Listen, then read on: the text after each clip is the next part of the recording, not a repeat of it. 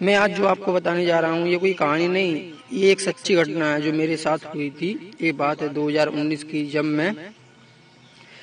जब नवदुर्गा बैठी हुई थी। 8वां दिन था। मैं और मेरा दोस्त बैठे हुए थे तो मैंने कहा चलो घूम कर आते हैं, नवदुर्गा देवी जी देख कर आते हैं। करीब रात का 1:30 बजा हुआ था। मैं और मेरा दोस्त घूमने गए। घूमते घूमते मुझे टॉयलेट लगी। मैंने अपने दोस्त से कहा चलो आज टॉयलेट कर आते हैं, तो बोला ठीक है। तो मैं गली में गया टॉयलेट करने के लिए। उस गली में चारों तरफ सुनसान अंधेरा मचा हुआ था, बिल्कुल अंधेरा। मुझे डर तो लग रहा था, लेकिन मैंने अपने दोस्त से कहा तुम रुको, मैं कर आता हूँ। उसने कहा ठीक है, मैं बाहर खड़ा हूँ, तू कर आ। मैं पेशाब करने गया। मैंने उससे कहा चलो, मैंने कर ली, चलो अब चलते हैं। तो बोला तुम रुको, मैं करके आता हूँ। मैंने कहा ओके, कर आओ। वो पेशाब करके बाहर आया। उसने कहा चलो चलते हैं। मैंने कहा ओके।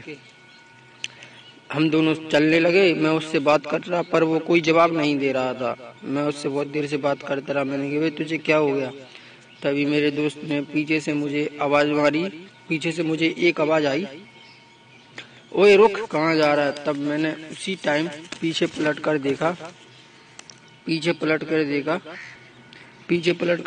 करीब मैं गली से 30 मीटर की दूरी पर पहुंच चुका था। जब मैंने पीछे पलट कर देखा तो मेरा दोस्त वहां खड़ा हुआ था।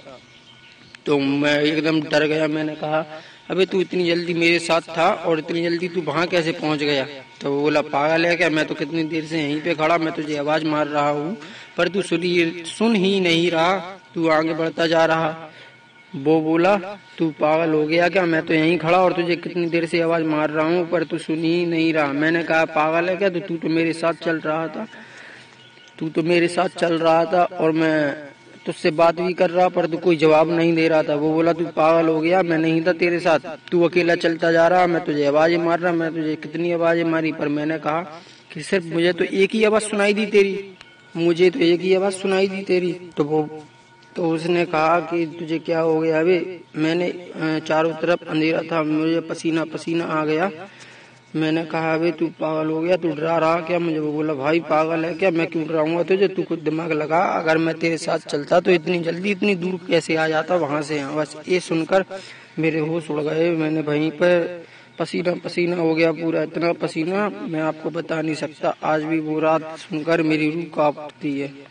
मैंने उससे कहा मुझे बहुत डर लग रहा है, चलो चलते हैं घर पर। तो बोला कि अभी तुझे हो गया। मैंने कहा यार, फिर हम दोनों घर की तरफ आने लगे। मैं बहुत डरा हुआ था। वो मुझे घर पे लेके आया।